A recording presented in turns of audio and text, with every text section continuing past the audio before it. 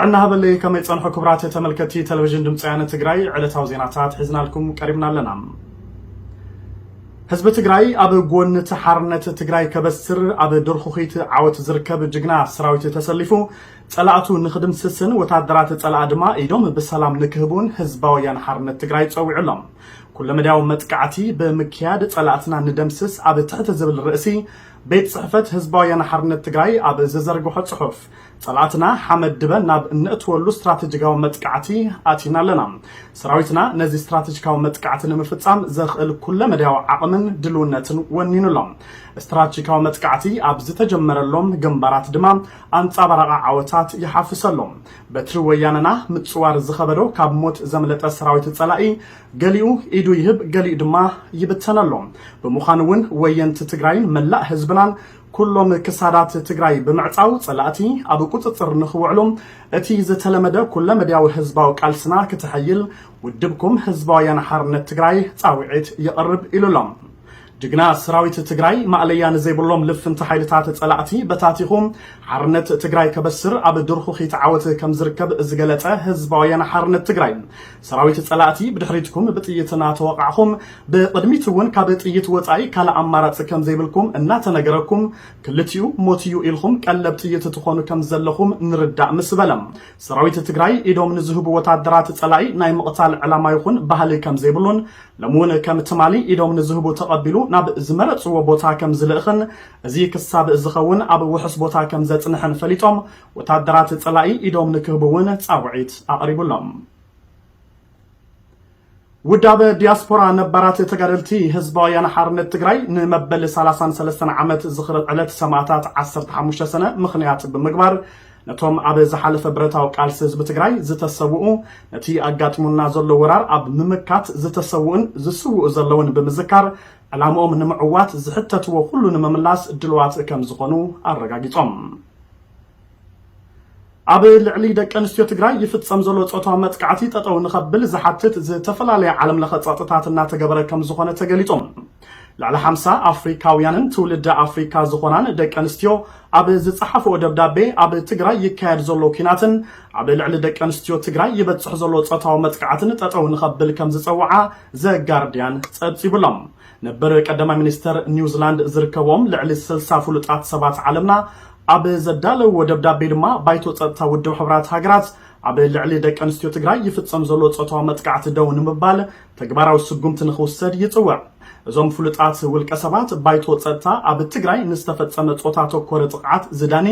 ዓለም ለኸ ቤት ፍርዲ ብምጥያሽ ገበነኛታት ብምጽናት ዓሌት ብገበን ኩናት ወይ ድማ ብገበን አንጻር ሰብኣውነት ንኽኸሶም ጸዊዖም ኣለዎም። ኣብ ትግራይ ብዘለዋ ውዳበታትን ኣባላት ዲያስፖራን ዝተዳለወ ካልእ ቁልዕ ደብዳቤ ድማ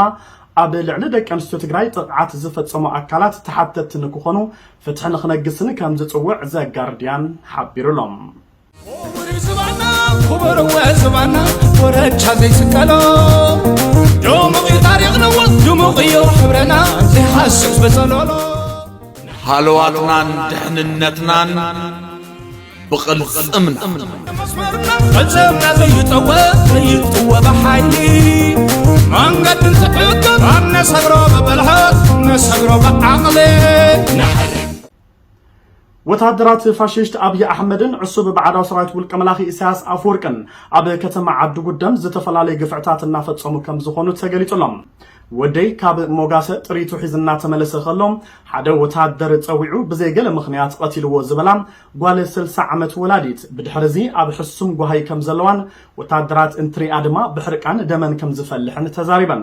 ድሕሪ ሞት ውላደን እቲ ካልእ ወደን ሕንኡ ክፈዲ ናብ ሜዳ ከም ዝወረደ ከም ዝሓበራ ሬድዮ ፍራንስ ኢንተርናሽናል ጸብጺብሎም። ወታደራት ጸላኢ ንብረት ህዝቢ ዓዲ ጉደም ወሪሮም ከም ዝወስዱ እውን እቲ ዜና ሓቢሩሎም። ክንደያ ዝተባሃለ ወናን ሓደ ትካል ወታደራት ሞስኮት ሴሮም ናብ ትካልና ምስኣተው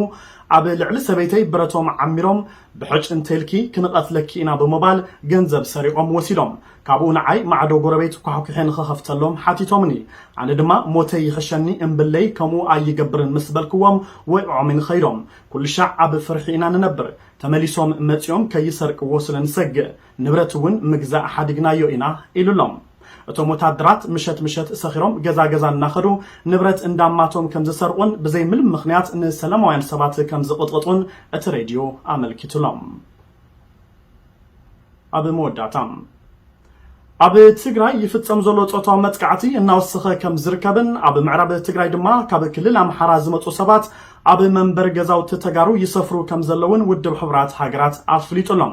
ቢሮ ምትሕብባር ሰብኣዊ ሓገዝ ውድብ ሕብራት ሃገራት ሓፈሻዊ ጸጥታ ትግራይ ዝተሓላለኸን ተቀያያራይን ከም ዝኾነ ድሕር ምሕባር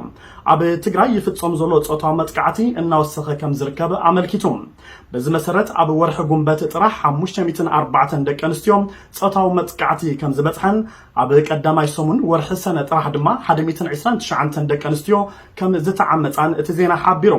እዚ ኣሃዝ ካብዚ ንላዕሊ ከም ዝኸውን ግን ድማ ግዳያት ናብ ትካል ጥዕና ቀሪበን ሰኣን ሪፖርት ምግባር ሓቀኛ በዝሒ ናይተን ጾታዊ መጥቃዕቲ ዝበጽሐን ዘሎ ደቂ ኣንስትዮ ምፍላጥ ከም ዘይተኽኣለም እቲ ጸብጻብ ኣረዲኡሎም ብኻልእ ወገን ካብ ክልል ኣምሓራ ዝመጹ ሰባት ኣብ ምዕራብ ትግራይ ኣብ ዝርከቡ መንበር ገዛውቲ ተጋሩ እናሰፈሩን ግራውቲ ቶም ተጋሩ ድማ ብኢደ ወነኖም እናሓረሱ ከም ዝርከቡን ኦቻ ኣመልኪቱሎም ብኣማይት ኣሽሓት ዝቁፀሩ ተጋሩ ብሰንኪ ግፍዕታት ሓይልታት ትምክሕቲ ክልል ኣምሓራ ከም ዝተቐተሉ ካብ ዓዶም ከም ዝተነቐሉን ናብ ሱዳን ከም ዝተሰደዱን ዝተፈላለዩ ንብረታት መንበር ገዛውትን ግራውቲ እዞም ተጋሩን ብተወለድቲ ኣምሓራ ከም ዝተዘመተን ይፍለጥ እዩ